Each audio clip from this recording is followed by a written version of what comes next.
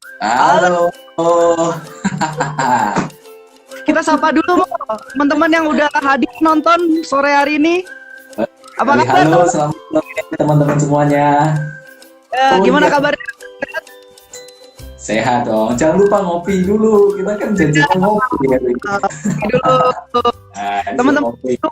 boleh siapin juga gelas kopinya atau mungkin teman-teman yang nggak biasa ngopi air putih juga boleh. Sehat ya Mo ya? Hmm, Mantap. sehat, makin putih. Efek efek di rumah aja jadi makin putih.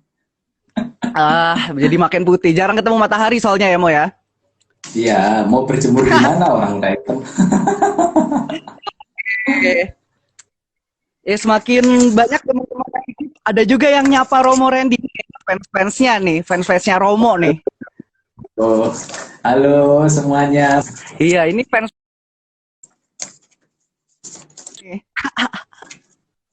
Moga-moga nggak delay ya ini ya, ininya apa namanya, koneksinya ya. Amin, amin, amin, amin, amin. Pakai kuota atau wifi nih? Teman-teman di rumah, aku pakai kuota karena wifi rumah nggak stabil. Teman-teman yang di rumah bisa dengar suara kami berdua jelas? Kalau teman-teman bisa dengar suara kami, boleh dikasih tanda jempolnya. Betul, kasih jempol atau lope-lope lah, Oke. gitu lah. Iya, Buat mantap. Yosua tadi, buat Yosua, dia kan. Waduh, jomblo jangan jauh. Mo. Kita berdua Mo. Oke, siap. Nah, Mo, sambil nunggu teman-teman yang lain yang masih mau join, gimana Oke. kalau kita nyanyi dulu, Mo?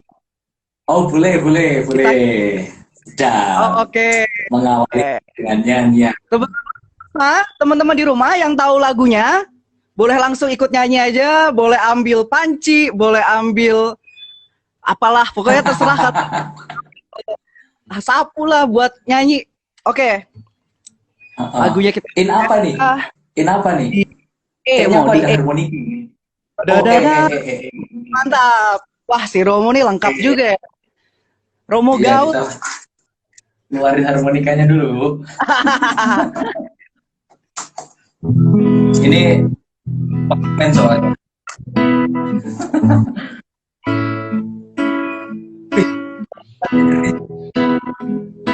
Mantap.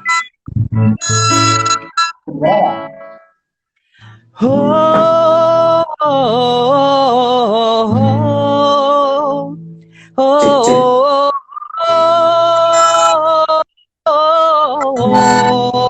oh,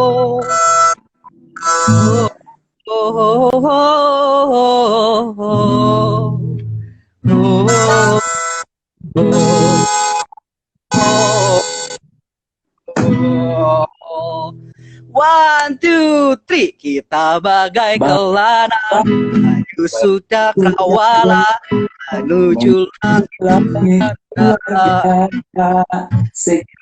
Nyanyi enau tawa segala Pulau yang dari bibir samudra, kehidupan yang penuh hasrat dan semangat.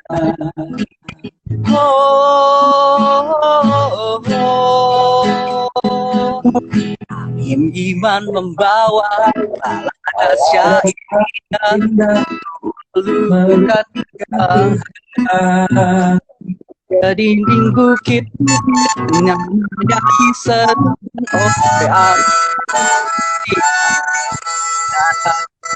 tulus dan gembira. Oh, oh, oh, oh. Oke, teman-teman di rumah kita ulang bait pertama. Kita bagai kelana menyusur cakrawala menuju langit surga. Di antar nyanyi enau dan hawa segar tubuh yang indah di bibir samudra, kehidupan yang penuh hasrat dan semangat. Oh,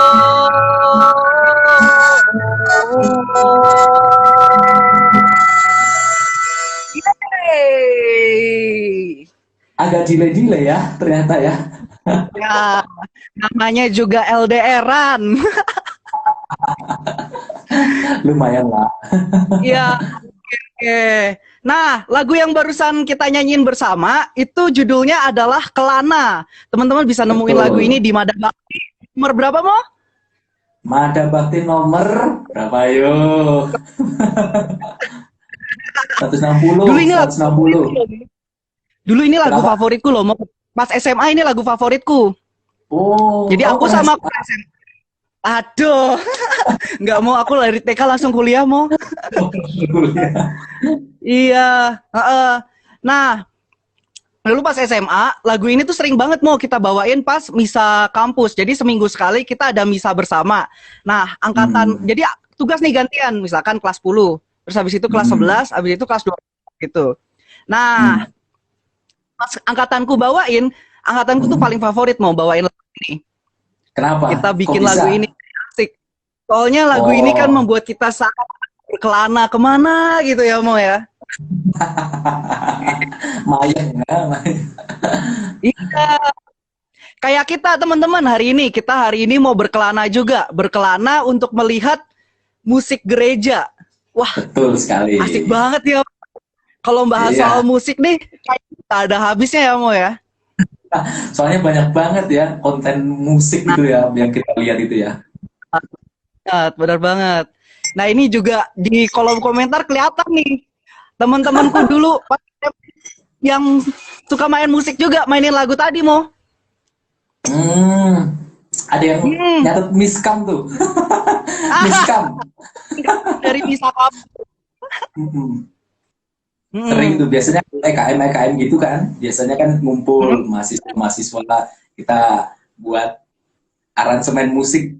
Jadi suasana misalnya jadi oke gitu kan. Asik, mantep lah, Mo. Nah, ngomong-ngomong nih, Mo. Tema kita kan Quo Vadis musik gereja. Quo Vadis Bahasa tuh apa apa sih? tuh? Quo Vadis tuh apa sih? Quo Vadis itu Quo Vadis itu sebenarnya pertanyaan itu. Itu ada kisahnya. Pertanyaannya pertanyaan yang dialami oleh yang namanya Petrus waktu dia mau ke Yerusalem. Ceritanya dia mau ini, jadi diberi tantangan supaya menderita, tapi akhirnya dia mencoba lari dari penderitaan itu, tapi terus ditanya di dalam perjalanan itu kok mau kemana gitu, mau kemana gitu, mau ibadah kemana. Di Quo Vadis itu sendiri artinya mau kemana. Dan hari ini kita bahas ya, mau kemana musik gereja kita? Betul sekali, mau kemana sih sebenarnya? Nah, apalagi sebelum masa-masa gini ya. Iya, bener banget, Mo. Nah, sebelum kita lanjut nih, aku mau ngingetin buat teman-teman. Teman-teman boleh banget buat kasih pertanyaan buat diskusi hari ini. Tentu aja diskusi hari ini gak bakal hidup kalau misalnya tanpa pertanyaan dari teman-teman. Nah, teman-teman bisa gunain. Ada fitur question di bagian bawahnya si Romo yang ada tanda tanya. Nah, teman-teman misalnya mau tanya, bisa pakai fitur question di situ supaya pertanyaannya nggak tertimbun di kolom komentar gitu. Dan nanti kita jawab, pertanyaannya akan ditampilkan di live Instagram ini. Betul banget. Canggih pokoknya ya. Oke. Mo, hari ini kita mau bahas apa aja sih, Mo? Hari ini kita bahas yang tentunya nggak terlalu berat-berat banget ya, supaya mengawali suasana sore mau menuju buka puasa nanti bagi yang puasa ya. Soalnya ada yang nonton juga nih soalnya dari teman-teman kita. Bahas soal track record gereja gitu ya. Musik gereja itu gimana sih sebenarnya? Sejarahnya gitulah istilahnya. Berarti musik gereja sebelum sampai seperti saat ini ada perjalanan menuju hingga posisi saat ini ya, Mo ya? Betul. Sampai adanya Puji Syukur, Mada Bakti, gitu-gitu tuh ada sejarahnya. Kok ada lagu-lagu yang dikumpulkan gitu jadi satu buku, ada sejarahnya. Oke, asik banget nih, Mo. Boleh ceritain dikit, Mo? Kilas balik musik gereja tuh kayak gimana, Mo? Oke, mulai dari yang paling jadul ya, itu masa-masa permulaan, sekitar tahun 100 sampai 900 itu. Jadi mungkin teman-teman belum direncanain itu ya, termasuk saya. Nah, jenis musik yang waktu itu ada itu warisan dari ibadat Yahudi. Apa Oke. contohnya? Contohnya nyanyian-nyanyian Mazmur. Jadi teks-teks kitab suci di Mazmur itu kemudian dikidungkan. Itu Oke. warisan ibadat Yahudi, zaman dulu banget. Nah, Hmm. hasilnya apa? Dari nyanyian-nyanyian itu terus tercipta tangga nada. Oke. Nah, dulu ada istilah tangga nada Yunani itu. Ini udah masuk ke kebudayaan gitu ya. Orang-orang Mm-mm. itu mengadaptasi hasil dari Mazmur-Mazmur itu yang dinyanyikan. Ada tangga nada, ada tangga nada Doris, tangga nada Frigis, Lidis, Mm. Mixolidis, dan lain sebagainya. Itu Oke. istilah-istilah di tangga nada Yunani waktu itu. Mm-mm. Nah, Mm-mm. nah, yang menarik apa? Tahun waktu abad-abad awal itu, dulu ada seorang uskup namanya Ambrosius. Oke. Nah, dia seneng banget ya dengan musik-musik atau lagu-lagu model himne. Tahu nggak teman-teman himne itu kayak apa? Joshua tahu nggak nih himne itu kayak Oke. apa misalnya? Himne nih biasanya kalau di gerejaku tuh ada mau. Jadi namanya himne himne paroki. Itu setiap kali Ah, itu dinyanyikan untuk memperingati, kalau gerejaku kan Santo Matius ya, untuk ah, memperingati kisahnya Santo Matius termasuk kisah pendirian gerejanya. Tapi himne di sini ah. maksudnya gimana? Nah, persis himne-himne waktu itu dipakai di gereja-gereja untuk menandai kekasan gereja itu masing-masing. Oke. Jadi sebagai ungkapan kekasan gitu. Nah, Mm-mm. tapi yang menjadi puncaknya, yang menjadi apa ya tonggaknya, terus lahirnya musik gereja sampai sekarang itu abad ke-7 waktu Paus Gregorius Agung. Nah, Oke. tahu nggak kira-kira munculnya itu apa itu? Jenis musik apa itu? Lagu-lagu apa? Wah, Dari kata teman-teman ada yang bisa nebak nggak nih? dari kata Gregorius Agung nih, kira-kira muncul apa itu? Oke, Mo, aku tebak ya Mo ya. Boleh. Kita kan di Puji Syukur ada kenal namanya musik Gregorian. Kira-kira ini bukan jawabannya Mo. Betul sekali, musik Oh, Gregorian. Nah, ah, tapi sekarang udah jarang dikenal kan musik Gregorian oke. itu kan, karena tingkat kesulitannya itu sampai sekarang ini mungkin tidak banyak yang pernah mengenal lagi gitu ya. Dari Ah, kalau ya, ya, kalau ya. kamu kan bacanya ini ya kecambah ya kan. Hmm, hmm, hmm. Nah, kalau nada-nada Gregorian itu not-notnya itu kayak otak-otak balok gitu. Kayak gini ya Mo ya. Terus ada tangkainya gitu ya. Hmm, Nah, nah, itu warisan luar biasa dari hmm. Paus Gregorius. Jadi mulai di situ kemudian muncul kekasan musik gereja mulai dari Oke, Gregorian. oke. Nah, gampang banget untuk menandai itu musik Gregorian atau bukan. Karena Hmm, ada dirinya ini. Dulu filosofinya gini, kalau musik Gregorian itu menyerupai busur nada-nadanya tuh. Tahu ya busur ya? Busur. oke. Jadi bentuknya Ah, melengkung ini, melengkung hmm, gini. hmm, hmm. Nah, itu ternyata filosofinya ada. Musik Gregorian itu harapannya itu bisa menyatukan antara surga dan bumi. Jadi Wow, surga dan bumi itu disatukan. wow. Itu Indah maksudnya sekali. kalau Oh. keren ya kan? Hmm, hmm. Karena apa dulu penghayatannya adalah Kristus itu dimaknai sebagai yang namanya Pankrator. Tahu nggak Pankrator? Pankrator itu adalah Raja Surga dan Bumi. Oke. Itu maka lagu-lagu Gregorian itu kan sifatnya meliuk-liuk. Contohnya nih, Hmm, contohnya. hmm. Regina Celi letare alleluia gitu. Jadi ada bentuk busur gitu ya. Oke, Jadi oke, dinamika halus lembut. oke. Nah, Mo, ngomong-ngomong nih soal lagu Gregorian. Hmm, Kadang-kadang teman-teman di paduan suara itu nemuin kesulitan ketika latihan lagu Gregorian ini. Mungkin karena nggak ada ini ya, Mo ya, belum ada sistem birama pada saat itu. Terus juga betul, mungkin karena bahasa-bahasa pada lagu Gregorian umumnya kan berbahasa Latin ya, Mo ya. Walaupun mungkin betul. kita nemuin beberapa lagu Gregorian sudah diterjemahkan ke bahasa Indonesia. Nah, Tapi wagu, iya, oh, wagu. Nah, jadi ternyata ciri khas lagu Gregorian itu seperti itu ya, Romo dan teman-teman, bahwa sebenarnya lagu Gregorian itu sebenarnya mengalun seperti busur. Jadi buat Betul, teman-teman itu di paduan cirinya. suara, mungkin yang nemuin kesulitan bisa pakai tips dari Romo ini buat Hmm. menyanyikan Jadi, lagu-lagu Gregorian. jadi nyanyi lagu Gregorian itu sebenarnya tidak begitu sulit kalau dinyanyikan dengan mengalun, lalu Oke, agak sedikit cepat. Karena oke. biasanya gini, Cuk, misalnya di Mm-mm. pemakaman nih ya, kan ada Mm. lagu Requiem gitu kan, lagu Requiem Oke. itu loh. Ah, Itu kan ah, nyanyinya lambat banget.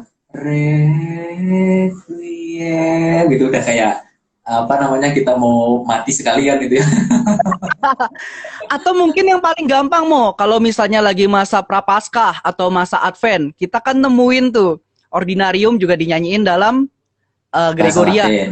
Ya. Ya, Mm. Korea. Nah, itu juga sama ya Romo ya, berarti membawakannya ya. Sama, sama. Mm. Gregorian itu prinsipnya dibawakan secara mengalun seperti menyerupai busur, lalu Mm. tidak terlalu lambat, tapi mengalir gitu ya, lebih banyak mengalir. Oke, oke. Nah, Itu Mo, ah, puncaknya. oke. Jadi itu Apalagi nih, adalah buah dari hasil dari Paus Gregorius tadi ya. itu di masa awal banget itu, masa awal. Oke, oke. Setelahnya Mo, setelah dari Gregorian ini, ada Nah, musik apa lagi nih Mo di gereja? nah, setelah dari apa namanya Gregorius Agung itu masuk ke zaman yang namanya abad pertengahan. Oke. Menarik banget nih. Mm-mm. Faktanya, ada fakta menariknya apa? Waktu itu lahir sekolah-sekolah menyanyi. Oh Sekolah wow. menyanyi, ya, namanya Meistersinger. Itu dalam bahasa Jerman. Karena ini perpaduan antara kebudayaan Jerman dan Mm-mm. Roma pada waktu itu. Jerman dan Oke, Roma. oke. Nah, di sini ada istilah musik ya, musik gereja waktu itu namanya motet sama konduktus. Pernah dengar Motet nggak? dan Motet sama konduktus. konduktus, ya. Di buku Pernah sejarah dengar? pernah ada Romo. Dulu pas kuliah. Oke, oke. Kamu gini, motet itu lagu-lagu duniawi, kalau Oke, konduktus itu lagu-lagu rohani. Itu oke. dari situ. Nah, Mm-mm. yang paling banyak sekarang dipakai itu adalah musik-musik konduktus. Misalnya seperti yang dipakai di gereja Notre Dame Prancis. Itu kan Oke. baru-baru ini kita ini ya gerejanya kan kebakaran itu kan ya. Nah, mereka Mm-mm. dulu itu memakai nyanyian-nyanyian yang rohani gitu, yang lahir dari musik-musik konduktus itu. Maka sering disebut sebagai ars antiqua. Itu apa coba? Mm. Musik lama. Nah, lawannya Oke. siapa? Musik-musik dari Roma, ars Hmm. nova. Mereka musik-musik baru. Jadi Hmm. musik Gregorian ini mulai ada sedikit inovasi yang dibuat oleh kelompok-kelompok itu tadi, sekolah menyanyi. Ah. Mo, kenapa sih Mo? Dulu banyak banget sekolah menyanyi pada Nah, masa itu, ya Val itu. betul. Dulu banyak tercipta itu karena ini, ada kerinduan Hmm. ibadah itu. Ibadah itu tidak sepi-sepi banget gitu loh. Oke, Kalau oke. bahasa sekarang ya, bahasa sekarang ya. Hmm, hmm. Kalau bahasa rohaninya supaya itu memberi nuansa iman yang jauh lebih mendalam dengan ungkapan seni. Nah, Oke. itu yang Berarti makna seni bahasa. menjadi lebih Betul, dalam ya dengan betul. eh, sekolah tadi itu.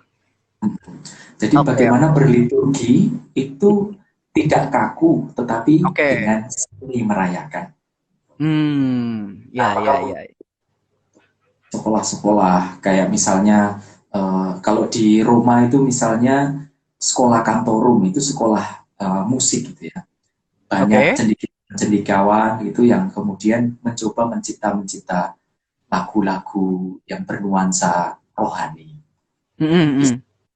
Itu eh, terbantu karena ada suasana seni yang dibangun di sekitar mereka, istilahnya kalau sekarang ya kuliah gitulah, ada Oke, oke. yang kuliah. Hmm, hmm. Oke, itu tadi tentang zaman medieval, betul ya Mo ya sebutannya? Betul, betul. Abad pertengahan atau Abad medieval. pertengahan. Oke. Kamu belajar filsafat juga ya, tahu medieval ya? Ya, sedikit-sedikit lah ya Romo. Biar bisa ngobrol sama Romo. Ada yang tahu. Aduh. Medieval. Biar gampang ingetnya Betul. aja sih Mo. Betul. Oke. Medieval. Nah, lanjut nih Mo. Setelah zaman medieval. Ini medieval. Ada Ah, jenis musik apa lagi sih Mo? setelah zaman medieval itu, nah ini disebut dengan abad Renaissance. Ini tahun Oke. 1450, 1700 itu. Nah, ini Mm-mm. lebih fun lagi. Ciri khas musik abad ini itu musik polifon, gaya kejar-kejaran. Hmm. Contohnya ini, kalau di Madabakti itu ini, lihatlah bunga kenanga, lihatlah bunga kenanga, untuk ditabur bersama, untuk... Ah, tahu nggak istilahnya apa Oke. di musik? Yang kayak musik kejar-kejaran tuh? Kanon? Betul Betul? sekali, Oke. kanon. Musik kanon. Musik Jadi, kejar-kejar. betul, musik kejar-kejaran. Itu ibaratnya kayak teman-teman misalnya kejar-kejaran sama mantan teman-teman itu. Waduh, Berat itu sekali juga pembicaraannya. itu juga itu juga bisa menjadi seni juga. Oke, Ya. oke. Nah, Jadi gayanya lebih ada musik polifon di situ, ada gaya kejar-kejaran. Kanon lah istilahnya yang sekarang ya. Lalu mm, ada elaborasi juga dari polifoni itu. Elaborasi itu artinya apa? Ada mulai modifikasi pencampuran dengan yang tadi disebut motet yang tadi oke. di awal itu. Jadi Motet. komposer-komposer pada zaman itu menggabungkan jenis musik yang ada sebelumnya dengan jenis musik yang Betul, pada saat itu. betul. Berdasarkan Oke. suasana umum pada waktu itu di abad Renaissance. Hmm. Romo, Hmm. Renaissance itu artinya apa sih, Mo? Ah, oh iya saya lupa ngasih tahu ya. Renaissance itu artinya dari kata renaissance itu kan kelahiran kembali ya artinya.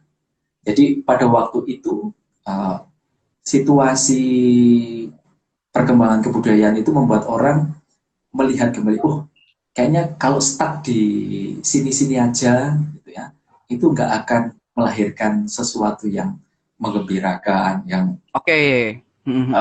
istilahnya itu membuat orang itu merasa merayakan kehidupan gitu. Nah, maka Hmm. waktu zaman-zaman ini nih, itu kalau teman-teman tahu ada istilah yang namanya opera. Tahu nggak musik Oke. opera? Pernah pernah Oke. ini ya, lihat ya, Teatrikal tampil itu bukan, Mo? betul Oke. teatrikal, lalu itu dengan jadi ngomong tapi dengan menyanyi itulah sederhananya ya. Hmm. Hmm. Hmm. Nah, karena apa? Karena di saat abad Renaissance ini itu kayak Belanda, Itali, Jerman itu jadi pusat musik di Eropa waktu itu. Oh, ya, ya, Ya. ya, ya. Nah, dari itu kemudian nanti kan opera makin berlanjut sampai ke zaman barok nantinya setelah setelah Hmm. Renaissance kan barok, lalu Oke. lahirlah musik klasik yang teman-teman sekarang banyak apa ya main instrumen musik klasik, gitar, piano itu lahirnya dari situ. Hmm, ya, ya, ya, ya. Wah, sejarahnya luar biasa ya, Mo ya, panjang. Panjang sebenarnya. Dan dan Ini jadi sih sebenarnya mau nggak berapa takut. garis mau kalau dari awal sampai akhir mau. Ya makanya itu. Jadi teman-teman sedikit mengulang aja buat teman-teman yang baru bergabung sekarang. Kita lagi Romo Randy ini lagi cerita tentang kilas balik musik gereja atau sejarah musik gereja yang ada sekarang ini tuh berasal dari musik-musik mana aja sih? Dan kalau ngomongin sejarah musik gereja, kita nggak bisa lepas dari sejarah musik barat ya teman-teman. Bahwa Betul. tadi ada zaman Renaissance, ada zaman Barok, segala macam. Dan tanpa kita sadari beberapa lagu yang ada di dalam Mada Bakti atau puji syukur kita itu diambil dari lagu-lagu di zaman ini ya Romo ya. Betul. Ada warisan-warisan yang masih terjemahkan dalam bahasa Indonesia, lalu masuk ke apa namanya buku-buku puji syukur. Misalnya nih, lagu Oke. itu loh, Amazing Grace. Itu kan terjemahan dari Oh rahmat yang mengagumkan. itu sebenarnya warisan di zaman-zaman ini, Renaissance. I see, I see, I see. Oke, Mo, kita lanjut, Mo. Ada zaman apa Oh, lagi, Mo? tadi kan udah di Renaissance, terus barok nih. Di barok itu yang Oke. menarik adalah dari istilahnya dulu. Barok itu kan dari bahasa Prancis baroque, itu tulisannya Mm-mm. baroque, gitu. Yang artinya Mm-mm. bentuk tidak wajar. Oke. Tidak wajarnya di mana?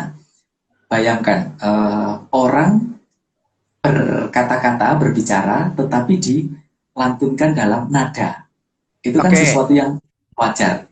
Nah, Mm-mm. zaman Pak itu menjadi tidak wajar karena ini lagu-lagu Gregorian itu kan keluar tangga nada khas Gregorian. Lalu Mm-mm. muncul tangga nada baru di zaman Mm-mm. barok ini. Namanya tangga nada Ionis dan Eolis. Oke. Apa itu, Mo? Ionis itu nantinya itu akan berujung pada tangga nada mayor. Lalu Oke. Eolis itu minor. Oh, oke. Jadi ada istilah menarik waktu itu. Kalau mau menggambarkan opera-opera yang sedih itu ya, itu istilahnya tuh gini, mayor yang sedang menangis. Oh, wow. Nah, jadi kalau mau ngomong tangga nada minor itu adalah mayor yang sedang menangis, itu artinya minor. Jadi kalau teman-teman Hmm. lagi patah hati nih, lagi patah hati, aduh hatiku tuh seperti mayor yang sedang menangis. Tangga nada mayor yang Istilah sedang menangis. quotes of the day ini ya. Mayor yang sedang menangis. Itu artinya lagi minor. Suasana hatinya lagi patah hati, lagi Hmm. kan minor itu kan tangga nada yang bisa kita pakai buat sentuhan lagu-lagu yang lebih sedih itu Oke, mengharukan. oke. Oke, oke. Ya, ya, ya. Mantap sekali. Ain jagonya Yosua itu kalau bagian-bagian itu. Enggak lah. Teman-teman, Romo Randy ini juga punya banyak lagu-lagu menarik loh. Teman-teman bisa cek di Instagramnya sama di YouTube-nya. Ya nanti nanti mungkin terakhir Romo bisa kasih satu lagu ya di akhir Oh ya, pembicaraan. boleh, boleh, Ya, boleh, boleh, mantap. boleh. Ya, Oke, lanjut Mo. lanjut di langsung ditarik ke masa supaya nggak terlalu lama ya Oke, membicarakan apa sejarah ini. oke, oke. Dari zaman barok lalu muncul nanti ada zaman romantik. Nah, aduh, langsung masuk ke zaman abad-abad awal 20 ini ya. Sekarang kan Oke, menemukan ada musik rohani, ada musik liturgi, ya kan? oke. Dua Nah, istilah ini Mo, ya. nah supaya supaya nanti kita bisa membedakan mana sih sebenarnya yang termasuk musik rohani, mana yang musik apa namanya itu liturgi. Nah, Ya, oke. jadi kalau saya ini kelompokkan ada kategori 4 jenis musik. Yang pertama Hmm, paling atas itu musik religi. oke. Musik religi itu adalah musik-musik yang syair lagunya, notasinya, melodinya itu berbau religius. Contoh Oke. musik religi yang biasa kita dengar misalnya Tombo Ati. Tombo Ati iku ono limo perkarane gitu. Yang yang yang Jawa-Jawa tahu ya yang muatan ada muatan religiusnya. Itu Hmm, musik. hmm, hmm, hmm, Nah, hmm, hmm. sesudah musik religi itu ada namanya musik gerejawi. Nah, musik gerejawi itu ada 2 cabang, musik rohani sama musik liturgi. Ini dua Nah, cabang ini udah termasuk yang empat tadi, Mo? Atau beda lagi? sudah masuk 4 tadi, sudah masuk. Hmm, Jadi musik religi, musik gerejawi, musik rohani, musik liturgi. oke. Pembedaannya gampang, musik rohani sama musik liturgi. Kalau musik liturgi itu dipakai untuk acara-acara liturgis, contohnya misa, ibadat, itu kan acara-acara liturgis. Kalau musik Hmm, rohani itu untuk acara-acara non liturgis. Nah, gampangnya gitu kan. Non liturgis itu Oke. seperti apa? Misalnya puji-pujian, terus ada pendalaman iman, itu kan bisa pakai musik-musik rohani. Oke. Nah, Romo, mungkin kita udah mulai ke topik tentang musik liturgi dan musik rohani nih. Aku mau nampilin tadi siang, aku buka question box di story aku, dan di situ udah ada beberapa pertanyaan. Kita tampilin aja nih. Kebetulan ada salah satu pertanyaan yang sesuai sama topik yang kita mau bahas nih. Nah, pertanyaan ini dari Christina Avera. Pertanyaannya, apa syarat atau pertimbangan gereja dalam menentukan lagu tersebut liturgis atau tidak? Nah, ini selalu topik yang ini ya, muncul ketika kita bahas soal musik gereja ya.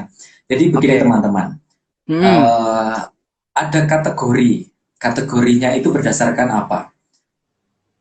Jadi sebentar, saya pernah menyiapkan. Nah ini, jadi ada 4 kategori: boleh, tidak boleh, layak sama layak. Itu boleh, gimana? tidak boleh, layak, dan tidak layak. Oke. Misalnya nih, yang boleh tidak boleh itu yang menentukan adalah wewenang atau otoritas gereja resmi. Oke. Nah, itu yang bagian boleh tidak boleh. Lalu yang layak tidak layak atau bahasa yang lebih mudah apa ya, cocok tidak cocok itu ini bisa berdasarkan pertimbangan komisi atau apa ya, kalau di dalam misalnya tim liturgi gitu, tim liturgi paroki gitu, itu juga masuk di situ. Nah, apa saja pertimbangannya, syaratnya? Langsung masuk situ ya, tadi kan pengantarnya. Syaratnya adalah begini. Kalau dikatakan lagu itu liturgis atau tidak, syaratnya satu, dari melodinya. Melodi lagu itu sama syairnya itu ada kesatuan enggak? Contoh misalnya nih, saya pernah buat lagu Bapa Kami. Lalu, tapi saya buat melodinya tuh melodi bossa nova. Jadi, karena saya tuh kan ini agak lagu Bapa Kami kok macam-macam ya bentuknya ya. Terus tak buat lagu Bapa Kaminya bossa nova. Waktunya mau dicontohin apa enggak nih? Sedikit mau, boleh sedikit. Sedikit ya. Secuplik, boleh. Semoga terdengar ya. Nah, ada kita lebih gampang. Kedengeran nggak? Kedengeran. Bapak, kurang tinggi. Bapa kami yang ada di surga. Oke. Kebayang. Jadi lagu Bapa Kami ini berusaha untuk dibawakan ke gaya yang baru, ternyata itu bukan termasuk dari kategori musik liturgi ya, Romo ya? Betul, karena melodinya sama kesatuan syairnya. Paham. Lagu Kami itu doa ya. Jadi kalau dinyanyikan dengan gaya tertentu, misalnya gaya reggae, gaya bossa nova, itu nantinya akan mengurangi rasa perasaan iman umat yang merayakan Ekaristi. Oke. Itu satu kriteria, melodi sama syair. Lalu yang kedua adalah juga syarat yang lain adalah kesepakatan komunitas. Nah, kesepakatan komunitas ini maksudnya apa? Gereja itu biasanya mengadakan lokakarya, lagu-lagu yang dibuat oleh misalnya musisi-musisi lalu diseleksi. Nah, yang seleksi itu biasanya itu sesuai dengan satu tadi melodi sama kesatuan melodi sama syairnya. Yang kedua juga tidak menyimpang dari ajaran gereja. Oke. Lalu bahasanya itu tidak terlalu puitis sekali gitu loh. Puitis dalam arti lebay kan ada lagu-lagu rohani yang apa ya, mengekspresikannya dengan kata-katanya. kata-kata yang mungkin bukan ketika kita rasa-rasa lagi ternyata malah kata-kata ini kurang membantu untuk berdoa gitu ya Mo ya. Betul betul. Ah, Di situ, di situ. Tuh. I Nah, lalu see. yang paling penting setelah dari lokakarya tim itu, nantinya itu juga akan diuji dulu biasanya, diuji dulu. Apakah Mm-mm. lagu ini membantu umat atau tidak untuk dinyanyikan saat perayaan Ekaristi? Contohnya Oke. adalah kalau misalnya dengan menyanyikan lagu karangan itu kok malah menimbulkan apa ya, istilahnya apa ya, gedubrengan itu bahasa Indonesianya apa ya? Menimbulkan suasana yang kurang kusyuk gitu Mo. Bener nggak? Betul, betul, betul, betul. Oke, Nah, paham, paham. biasanya sudah langsung diseleksi apa tidak masuk ke kategori musik liturgi. Biasanya sih Oke. gitu. Hmm. Saya pernah Nah, tuh buat lagu, ah, nuansanya tuh nuansa riang gitu kan. Pas mm. bayangkan dipraktekkan waktu diuji itu, wah ini berbahaya nih lagu. Nanti bisa-bisa Ah, pada I see, I see. Nah, Mo, ngomong-ngomong nih, berarti kan kalau misalnya satu lagu mau dimasukkan atau dikategorikan sebagai musik liturgi, tadi harus melalui pertimbangan yang panjang dari komisi liturgi, entah tingkatannya paroki atau keuskupan. kesusahan, Betul ya? betul, betul. Lebih tepat mungkin keuskupan ya, Mo ya? Ya, biasanya itu ada komisi liturgi di keuskupan yang menangani khusus bagian-bagian apa musik liturgi, lalu kemudian ada ajarannya, maksudnya Mm-mm. kata-kata dari nyanyian itu sesuai nggak sih sama ajaran gereja? Oke. Nah, kalau ngomongin soal ajaran gereja, Mo, aku keinget ada dua istilah nih, Mo. Yang istilah Hmm, ini kayaknya kita sering banget ketemu di Mada Bakti atau Puji Syukur. Istilah hmm, pertama tuh nihil obstat, istilah kedua tuh imprimatur. Mungkin hmm, kita bakal temuin dua istilah ini di buku-buku rohani lainnya ya, selain Puji Syukur dan Mada Bakti. Tapi kira-kira dua istilah ini ada nggak sih, Mo, kaitannya sama tadi perizinan sebuah lagu atau pengkategorian sebuah lagu sebagai lagu liturgi, Mo? ada kaitannya. Itu kan sebenarnya nihil obstat itu kan disetujui bahwa lagu itu tidak berisi ajaran yang sesat. Oke, Tuh. oke, oke. Lalu dan maka terus kemudian di imprimatur ya disetujui lalu layak kalau ini disebarluaskan. Itu intinya gitu, dua istilah itu. Oke, paham, paham. Kalau Oke, mau Mo. baca rumusan detailnya itu ada Hmm. di apa hukum gereja itu ada di hukum gereja.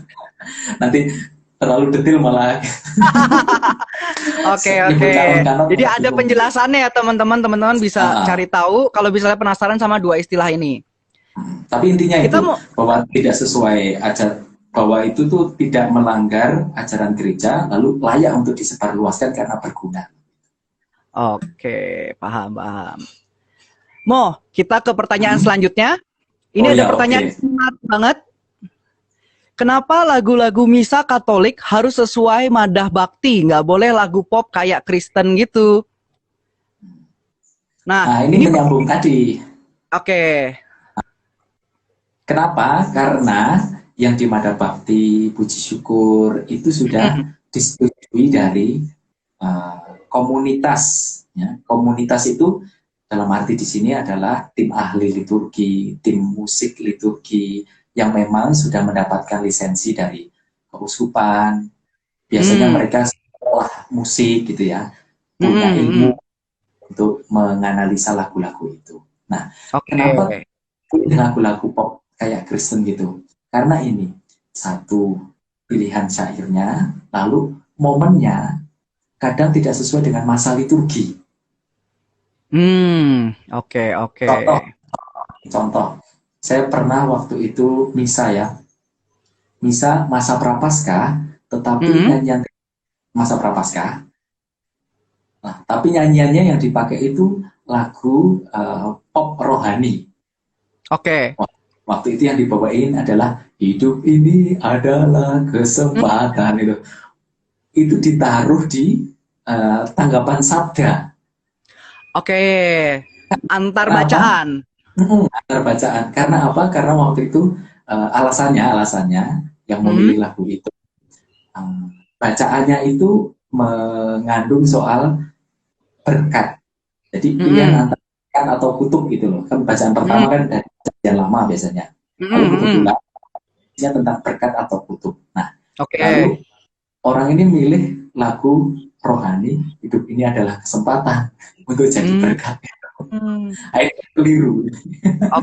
Keliru ya ternyata ya Romo ya.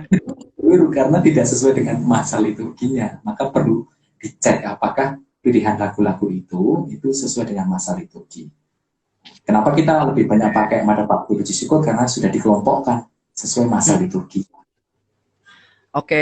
Jadi aku bantu menyimpulkan ya Romo ya untuk jawaban dari pertanyaan ini. Jadi lagu-lagu yang di luar dari lagu rohani ketika ingin dipakai sebagai lagu untuk misa atau perayaan Ekaristi, yang paling penting adalah ketika memilih lagu menyesuaikan dengan masa liturgi atau dengan tema misa yang akan dibawakan pada hari yang bersangkutan. Begitu Romo, betul? Betul. Mungkin ini juga menjawab kebingungan beberapa teman yang kadang membingungkan gimana sih caranya memilih lagu yang tepat untuk satu misa. Jadi jawabannya adalah menyesuaikan dengan tema dari misa tersebut sama masa liturginya. Masa liturginya, betul. Nah, menyambung dari pertanyaan yang tadi. Ini sejenis ya pertanyaannya ya. Cuma mungkin ini lebih spesifik tentang lagu-lagu yang bergaya karismatik. Apakah bisa Romo digunakan dalam perayaan Ekaristi? Jawaban saya bisa kalau itu tematis. Contoh kalau di Keuskupan Purwokerto misalnya waktu itu pernah mengadakan misa karismatik. Nah, yang bertugas adalah kelompok karismatik, lalu model perayaan Ekaristinya memang dibuat untuk perayaan karismatik, tetapi tapi tidak dengan misalnya dengan bahasa roh itu tidak, karena itu dalam suasana misa. Jadi menurut saya pilihan lagu-lagu itu boleh digunakan kalau menyesuaikan dengan masa liturginya, lalu temanya juga sesuai. Jadi tidak sembarangan lagu karismatik dipakai pas perayaan Tobat, Prapaskah atau pas masa Advent gitu. Jadi kita perlu punya perasaan untuk mendeteksi gitu ya. Ini cocok nggak untuk masa liturgi seperti ini? Jawaban saya seperti itu. Karena saya juga lumayan senang sih dengan lagu-lagu karismatik karena itu kan gembira gitu ya. Usul saya kalau mau mengakomodir itu lagu-lagu kayak karismatik, adakanlah acara khusus karismatik. Itu malah Anda bisa puas. Jadi tidak di dalam liturgi gereja ketika misa lalu nyanyi-nyanyi, jingkrak-jingkrak, itu malah mengurangi esensi dari misa itu sendiri nanti. Baik. Nah, Romo, ngomong-ngomong soal misa tematis nih, kita kenal ada namanya misa inkulturasi. Misa inkulturasi yang kadang-kadang mungkin itu memakai, kalau di Indonesia ya, itu memakai alat musik yang khas Indonesia, misalkan misa gamelan, misa keroncong, misa dan sebagainya. Nah, Romo, bagaimana Romo tanggapannya kalau untuk misa-misa yang seperti itu? Bisa, dan itu justru menjadi kekayaan liturgi gereja yang harus disyukuri. Jadi, akhirnya inkulturasi itu karena Konsili Vatikan kedua. Kalau teman-teman pernah mendengar istilah Konsili Vatikan kedua, simpelnya tuh ini kisahnya. Jadi pada waktu itu Yohanes Paulus kedua itu membuka jendela. Nah kan, Argionameto itu artinya membuka jendela. Karena ketika membuka jendela, lalu angin segar itu kan masuk ya kan? Dan itu artinya apa? Gereja itu coba pengen membuka diri supaya ada angin segar yang masuk. Salah satunya adalah dengan mencoba istilahnya itu mengcover lagu-lagu pribumi. Lagu-lagu lokal Indonesia. Lagu lokal, tidak hanya di Indonesia, inkulturasi itu terjadi di manapun. Ya. Cuma mungkin kita sering dengerin itu karena tadi ya kaitannya sama musik, ya, musik gamelan lah, musik keroncong lah, musik apa segala macam itu. Betul, betul. Nah, Ya, ya, ya. inkulturasi itu kan sebenarnya mau mengangkat kearifan lokal, bahasa-bahasa pribumi. Contoh paling sederhana, bukan di musik misalnya, Mm-mm. penerjemahan kitab suci dari bahasa dulu, bahasa Yunani ke bahasa Latin, terus sampai sekarang kita punya kitab suci bahasa Indonesia, itu juga inkulturasi artinya. Oke, oke, Jadi, paham, paham. paham Berarti ya? Jadi itu inkulturasi nggak soal musik ya, Romo ya? betul. Termasuk penerjemahan ke dalam bahasa pribumi itu juga tidak termasuk inkulturasi. Paham, paham. Romo, kita tinggal punya 15 menit. Di sini di kolom komentar Oke, ada beberapa pertanyaan. Mungkin boleh dijawab secara singkat, Romo. Dari Root siap. Boy. Romo mau minta saran untuk komposer muda yang mau buat propium. Kira-kira landasan apa yang harus dipegang? Karena ada beberapa lagu yang pengen kita bawain di gereja dicap masih pop religius dan sekuler, sehingga sulit dibawakan di gereja. Hmm. Untuk teman-teman yang belum tahu istilah proprium ya sama ordinarium misalnya, proprium Oke. itu proprium itu lagu-lagu misalnya kayak nyanyian perarakan, nyanyian persiapan persembahan, nyanyian komuni, nyanyian penutup itu istilah lagu proprium. Bedanya dengan ordinarium, itu lagu ordinarium adalah lagu-lagu yang memang sudah paten dan wajib ada. Misalnya Kyrie, Tuhan kasihlah kami, Gloria, kemuliaan. Nah, itu lagu-lagu yang tidak bisa diubah itu. Jadi harus ada dalam perayaan liturgi yang ideal ya. Nah, Oke, baik. untuk komposer-komposer muda, pengalaman saya ini berdasarkan pengalaman, saya kan juga menulis lagu-lagu yang modelnya itu rohani. Lalu bagaimana untuk menciptakan lagu supaya itu bisa masuk ranah liturgi? Syaratnya adalah kenali melodinya. Contoh, ternyata ada teorinya. Kalau mau menggambarkan misalnya kata surga, Bapa kami yang ada di surga, itu bukan surga ke bawah. Contohnya ya, surga ke bawah, tetapi surga itu melambangkan kemuliaan. Jadi nadanya tidak boleh turun, tapi naik itu malahan. Atau berada di taraf bukan yang tengah-tengah. Saya pernah buat lagu misalnya Bapa Kami yang bagian akhir nih, Jo. Dan janganlah masukkan kami dari segala yang jahat. Jahatnya malah tak buat nada tinggi. Itu langsung ditolak. Oke. Ini Paham. contoh ya, contoh teman yang buat lagu ya. Karena kalau jahat malah tinggi, itu artinya kita malah apa ya? Seakan-akan mengagungkan kejahatan. Harusnya dari segala yang jahat itu kan turun ya kan? Oke. Itu juga jadi perhatian pertimbangan tim liturgi setempat biasanya begitu. Dan teman-teman komposer nggak usah takut kalau ditolak lagunya, itu saya itu udah berkali-kali ditolak. Tapi bukan berarti Anda berhenti berkarya. Tenang saja. Masih ada banyak space ya yang bisa dilakukan. Ya, luar biasa. Jadi ada jatuh bangunnya juga ya Romo ya, sebelum akhirnya lagu itu diterima sebagai lagu, entah lagu propium atau mungkin bisa jadi lagu ordinarium. Justru usul saya kalau teman-teman mau berkreasi, itu lagu-lagu pernikahan itu teman-teman bisa membuat. Karena apa? Karena kasanah lagu pernikahan kita di gereja itu menurut saya ya masih itu aja. Yakin. Misalnya pembuka saja in this time gitu. Atau wonderful day, wonderful day ya. Ya. Jadi sebenarnya masih banyak peluang ya Romo ya, yang mungkin malah bisa. Oke. Romo, satu pertanyaan terakhir. Oke. Bagaimana tanggapan Romo soal ada lagu yang sama, tapi dengan syair yang berbeda, seperti dalam Nada Bakti dan Puji Syukur? Pertanyaan dari Phil Tobowe. Ada lagu yang sama, tetapi beda syair. Itu begini teman-teman. Ini terkait dengan revisi. Jadi, Puji Syukur itu kan lebih dulu terbitnya sebenarnya. Oh, Dari terjemahan bahasa-bahasa Latin atau juga bahasa-bahasa Jerman, lalu kemudian disesuaikan yang tadi disebut inkulturasi gitu ya. Atau orang-orang Indonesia, romo-romo Indonesia, atau romo-romo bule yang mengarang dalam bahasa Indonesia, lalu disempurnakan.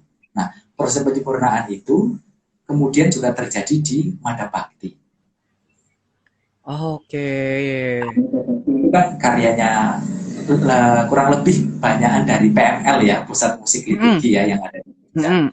Seperti Romo Prit itu. Jadi digubah karena apa? Kata-katanya itu menurut para ini ya, tim ahli yang membuat Madabakti ini, yang mengumpulkan lagu-lagu itu lebih sesuai dengan perasaan kearifan lokal. Jadi istilahnya buat berbeda, tapi sebenarnya sama karena melodinya sama, lalu juga Asal unsurnya juga sama ya. Berarti yang membuat liriknya menjadi berbeda, revisi tadi. revisi, ada proses revisi karena dipandang kata-kata ini kok tidak terlalu sesuai dengan kearifan lokal di tempat kita. Oke. Mantap sekali Romo. Kita sudah hampir sampai penghujung Bisikin edisi pertama. Edisi pertama, dan nantikan edisi-edisi berikutnya ya, pasti seru. Nah, soal edisi yang berikutnya nih, teman-teman yang masih punya banyak pertanyaan, jangan khawatir karena minggu depan, hari Sabtu, tanggal 23 Mei 2020, di jam yang sama, bakal ada edisi Bisikin yang kedua, bersama seorang pemuda Indonesia yang sedang menempuh studi di Roma, Italia. Nah, ini menarik banget. Siap. Ini juga salah satu, ini saya kenal orang ini ya. Ini jangan dikasih tahu dulu ya. Ini jangan dikasih tahu dulu. Oke. Ikut live nih. Dia kesempatan untuk studi di Roma, dan saya yakin tahu secara apa ya, nuansanya ketika merayakan bersama paus gitu ya. Kesempatan merayakan di Vatikan. Wow. Oke. Nah, teman-teman bisa tanya gimana rasanya di sana. Jadi nggak sabar nih depan. Gitu. Kalau kita kan cuma ya bisa sampai rumah ya cuy ya. Iya, cuma lewat Google. Tapi pemuda Indonesia ini saat ini masih berada di Roma, teman-teman. Dan beberapa hari lalu aku juga sempat dapat cuplikan sedikit bahwa mas-mas ini akan cerita, akan sharing tentang gimana sih liturgi gereja di negara-negara lain, di berbagai belahan dunia. Kita bakal lihat gimana sih di negara-negara lain itu berliturgi, terutama soal musiknya ya Romo ya.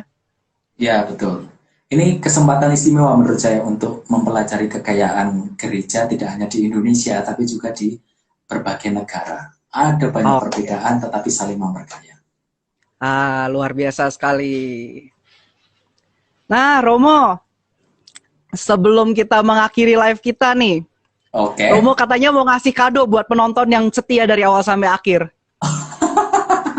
Kadonya apa nih? Oh ya, kita nyanyi aja ya. Ya, mantap sekali Romo. Ya, saya ingin bernyanyi. Lagu ini judulnya Ave Maria. Jadi karena ini bulan, saya beberapa waktu yang lalu menciptakan sebuah lagu, nuansanya pop. Itu, dan saya nggak tahu kenapa kok banyak yang berminat dengan lagu ini. Salah satunya ada kelompok persekutuan doa gitu ya, ya gitu, menggunakan lagu ini untuk dinyanyikan bersama-sama. Itu kan berarti kan teman-teman komposer nggak usah khawatir, Anda pasti akan ada jalan ya Romo ya. Jalannya untuk karya-karya Anda. Oke, luar biasa. Cus Romo, ambil gitarnya Romo. Maghrib. Mungkin Joshua ikut bantu menyanyi ya. Oh, boleh. Kan? Romo.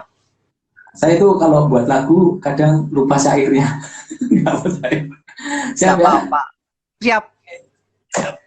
Buat pesan dulu.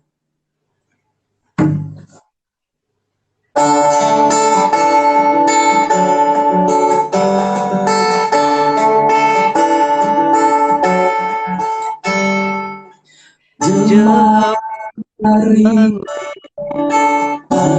doa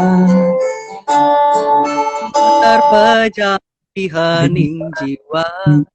damba pada sang bunda. Lika-liku hidup yang tak pasti, ragu pun singgah sejenak di hati. Jangan kau berkecil hati. Ave, ave, ucap doa salam Maria. Ave, ave Maria, doakan kami putra putrimu. Ave, ave, ucap doa salam Maria. Ave, ave Maria, doakan kami putra putrimu. Jemari menguntai manik doa, mata terpejam di hening jiwa damba